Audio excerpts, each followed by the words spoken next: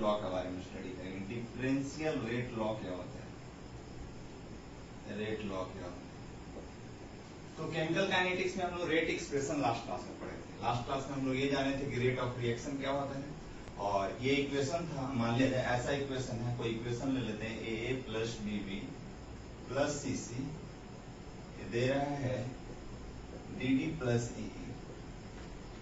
तो यहाँ पे हम ऐसा बोलते हैं रेट बराबर हम क्या बोलेंगे, minus 1/a dA/dt। Rate expression हम लोग ऐसे लिखते हैं बराबर minus 1/b dB/dt minus 1/c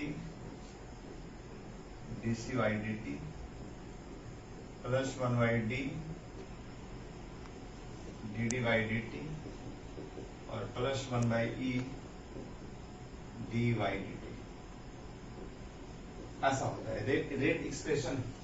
differential rate law लिखने के लिए क्या हम बोलेंगे, तो रेट जो होगा वो डायरेक्टली प्रोपोर्शनल होगा रिएक्टेंट के कंसंट्रेशन का। रिएक्टेंट में क्या क्या है, ए है और क्या है, बी है और क्या है, सी। और इसके पावर हम अल्फा लगा देंगे, इसके पावर बीटा लगा देंगे और इसके पावर गामा लगा देंगे। और आर बराबर हम बोलेंगे, जब प्रोपोर्शनलिटी को हटाते थे कांस्टेंट लगा देते हैं कि a to the power alpha, b to the power beta and c to the power gamma. और ये भी बोलेंगे कि रेट जो होता है डायरेक्टली प्रोपोर्शनल होता है रिएक्टेंट के कंसंट्रेशन का power with their alpha beta gamma. A के रिस्पेक्ट में अल्फा, बी के रिस्पेक्ट में बीटा एंड सी के रिस्पेक्ट में गामा। अल्फा को बोलते हैं order with respect to A, power to concentration A called order with respect to A. Beta को बोलते हैं power to concentration B called order with respect to B. And gamma को बोलते हैं power to concentration C called order with respect to सी। जब proportionality को हटाते हैं तो कांस्टेंट लगा देते हैं के को बोल देते हैं रेट कांस्टेंट, के को हम बोलते हैं रेट कांस्टेंट है।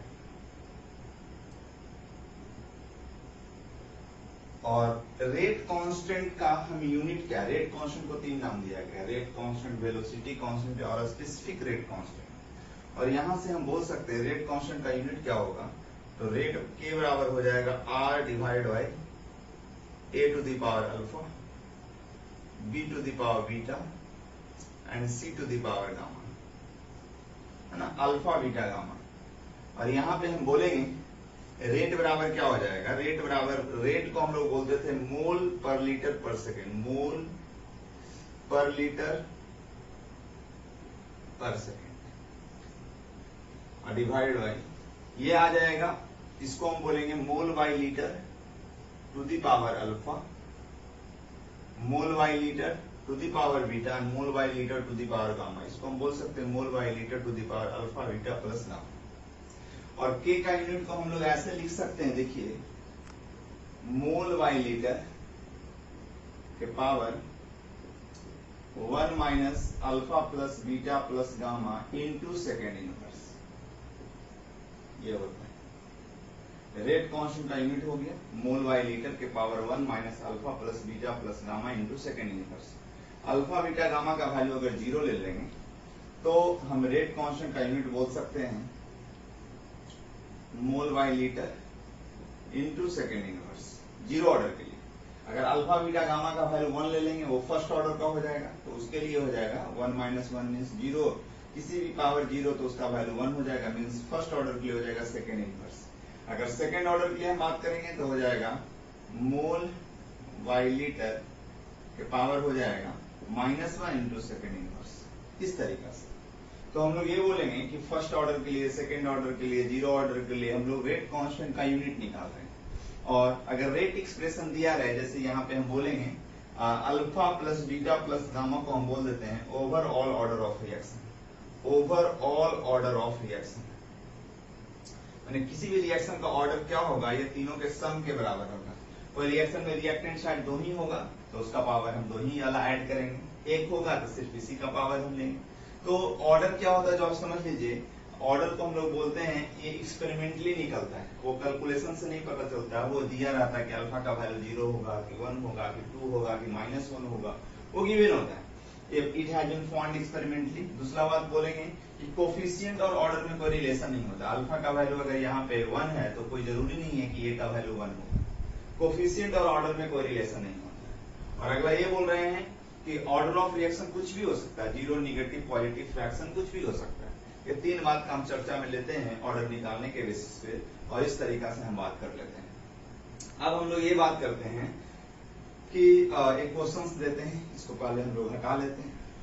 हम ऐसा ले रहे हैं, बोल रहा है a + 2b दे रहा है 3c + d। a के रिस्पेक्ट में ऑर्डर दे दिया है 1 है, और b के रिस्पेक्ट में ऑर्डर दे दिया है 2। बोल रहा है रेट क्या होगा जब b के कंसंट्रेशन को डबल करते हैं और a के कंसंट्रेशन को हाफ करते हैं। तो हम देखो r क्या लिख सकते हैं, r बोल सकते हैं a⁴ और बोल सकते हैं b⁴ जब प्रोपोर्शनलिटी को हटा देते हैं कांस्टेंट लगा देते हैं a⁴ और बोल सकते हैं b⁴। और रेट क्या होगा जब इसके कंसंट्रेशन को दुगना कर देंगे, किसके कंसंट्रेशन को, बी के कंसंट्रेशन को, और ए के कंसंट्रेशन को हाफ कर देंगे। अल्फा के जगह पे हम 1 ले लेते हैं, बीटा के जगह पे 2 ही ले लेते हैं। और बोल रहा है जब इसके कंसंट्रेशन को दुगना कर देंगे और ए के कंसंट्रेशन को हाफ कर देंगे तो रेट पे क्या प्रभाव पड़ेगा, ऐसा ये कुछ इक्वेशन आ गया। अब हम इसको बोलते हैं 1/2 डी के, तब हम लोग को क्या मिलेगा, r/r', और ये हम बोलेंगे k और a के पावर 1 और b के पावर 2, और यहां पे भी हम बोल देंगे k इंटू a और 2b, कहने का मतलब 4b²। ये कैंसिल, ये कैंसिल, ये कैंसिल, मीन्स हम ये यहां से बोलेंगे कि 2 आ गया तो r' हम बोलेंगे 2r के बराबर हो जाएगा, माने फाइनल रेट जो होगा इनिशियल रेट का दुगना आ जाएगा। इस तरीका से हम बोल सकते हैं कि फाइनल रेट जो होगा इनिशियल रेट का दुगना हो जाएगा।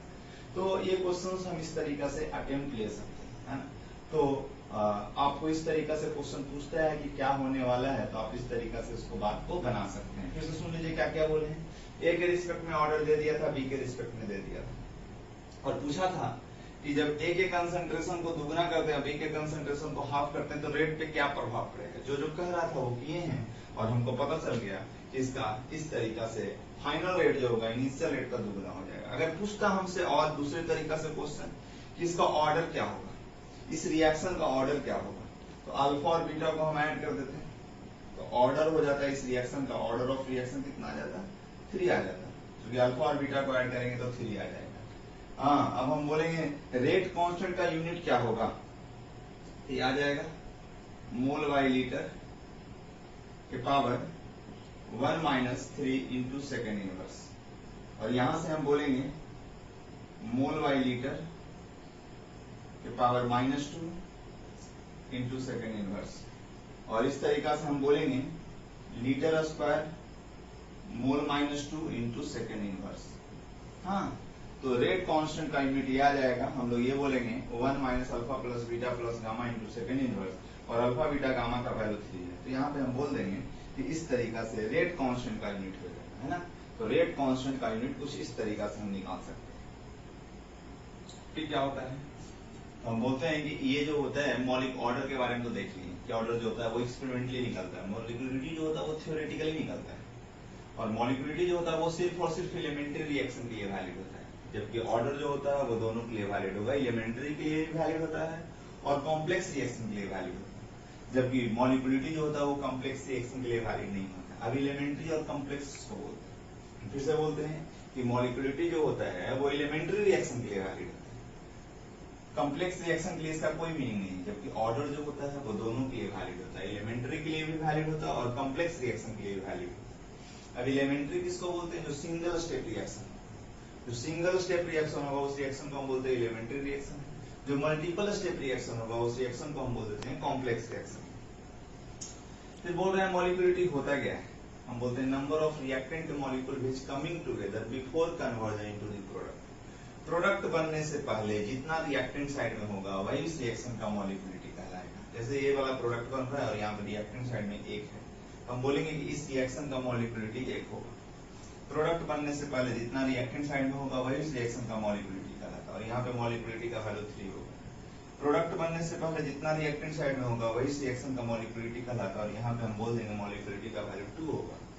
तो फिर से सुनिए, मॉलिक्यूलरिटी क्या होता है, तो वैसा रिएक्शन जो एलिमेंट्री रिएक्शन के लिए वैलिड होगा, इसका कॉम्प्लेक्स रिएक्शन के लिए कोई मीनिंग नहीं है। और प्रोडक्ट बनने से पहले जितना रिएक्टेंट साइड में होगा उस रिएक्शन का मॉलिक्यूलिटी कहलाता है, और इसको हम बोल देते हैं यूनिमॉलिक्यूलर रिएक्शन।